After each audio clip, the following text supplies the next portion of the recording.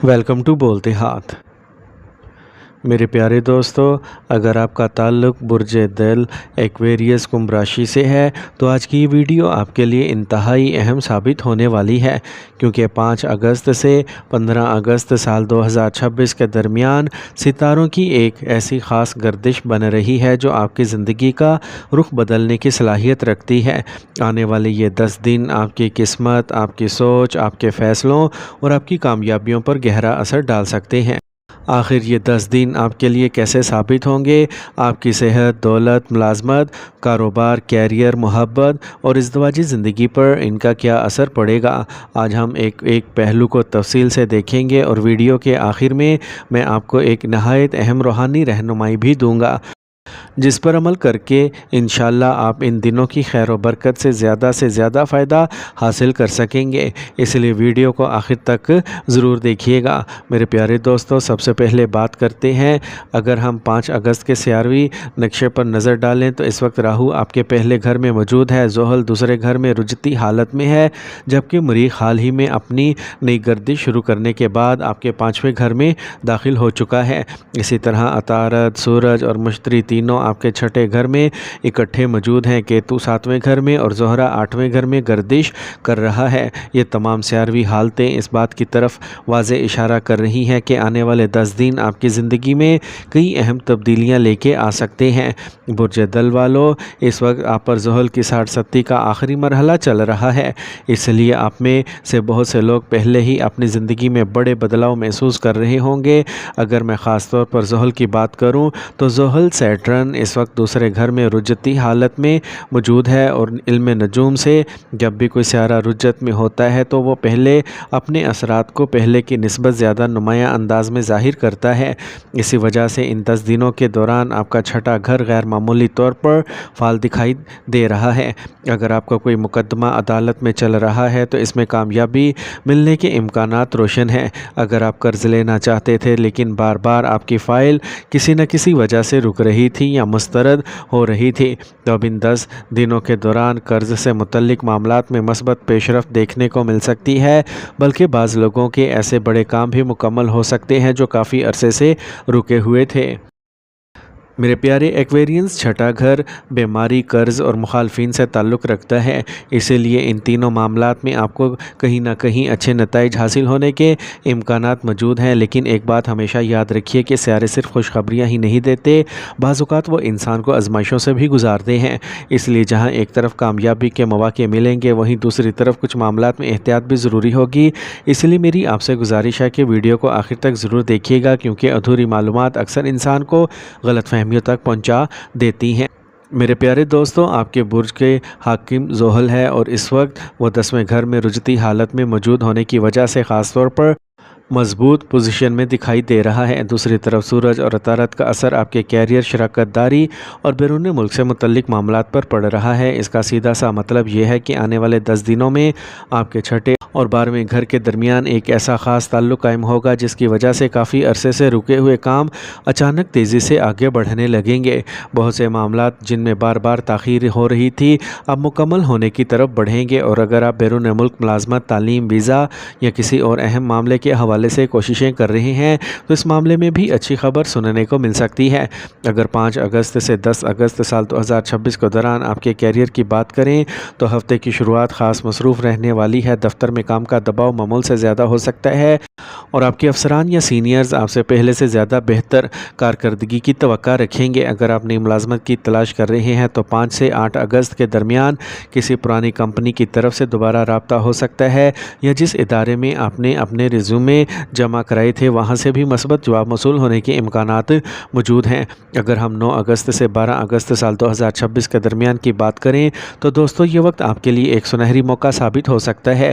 ان 4 دنوں کے دوران بہت سے ایسے کام مکمل ہونے کے امکانات ہیں جن کا آپ کافی عرصے سے انتظار کر رہے تھے۔ اگر آپ کی ترقی رکی ہوئی تھی، تنخواہ میں اضافے کا معاملہ مؤخر ہو رہا تھا، یا آپ اپنی محنت کے باوجود مطلوبہ نتائج حاصل نہیں کر پا رہے تھے، تو اب حالات آہستہ آہستہ آپ کے حق میں بدلتے ہوئے دکھائی دے رہے ہیں۔ خاص طور پر وہ افراد جو آئی ٹی، میڈیا، بینکنگ یا کسی ایسے شعبے سے وابستہ ہیں جہاں ذہنی صلاحیت اور تجربے کی زیادہ ضرورت ہوتی ہے، ان کے لیے یہ دن خوشخبری لے کے آ سکتے ہیں۔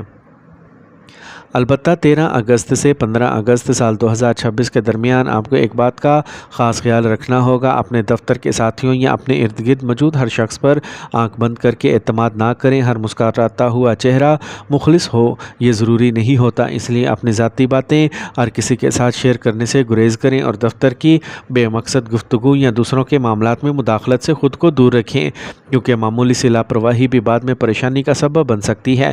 اب اگر کاروبار اور مالی معاملات کی بات کریں تو برج دل والوں کے لیے 5 سے 15 اگست کے درمیان مالی لحاظ سے بھی اچھے امکانات بنتے ہوئے دکھائی دے رہے ہیں۔ چونکہ آپ کے برج کا حاکم زحل دوسرے گھر میں موجود ہے، اس لیے اچانک مالی فائدہ حاصل ہونے کے امکانات بھی پیدا ہو رہے ہیں۔ اگر آپ نے کسی کو قرض دیا تھا اور کافی عرصے سے وہ رقم واپس نہیں مل رہی تھی تو 6 سے 10 اگست سال 2026 کے درمیان دوبارہ رابطہ ضرور ہوگا۔